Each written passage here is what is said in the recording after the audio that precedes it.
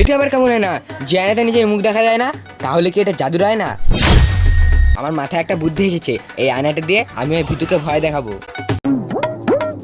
আরে বড় এত ফাঁকা কেন? হজিরা কি সব ঘুমোতে চলে গেল নাকি? আরে কি এসব ভুলভাল বকছিস?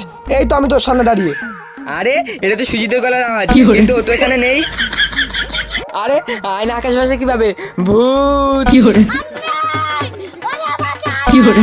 ও তার মানে আমি সত্যি অদৃশ্য হয়ে গেছি।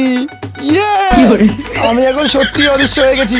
ইয়েস কেটিং আছে কেটিং আছে কেটিং আছে কেটিং। আরে ওই তো মেজাজ সাহেব। মেজাজ সাহেব আমাকে সবসময় পানিশমেন্ট দেয়, পানিশমেন্ট দেওয়ারই কথা। আমি সবার পেছনে লাগি, কিন্তু মেজাজ সাহেবকে আজকে আমি ছাড়বো না। আমি এখন অদৃশ্য। মেজাজ সাহেব আমি আসছি।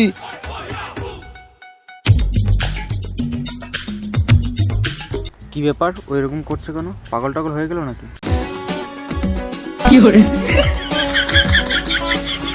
না, এখানে বেশিক্ষণ থাকা যাবে না। কোথা থেকে কী করে বসবে, তখন আমার বিপদ হয়ে যাবে। আমি এখান থেকে যাই। আরে মেজাজ সাহেব কোথায় পালাচ্ছেন? আমি আসছি।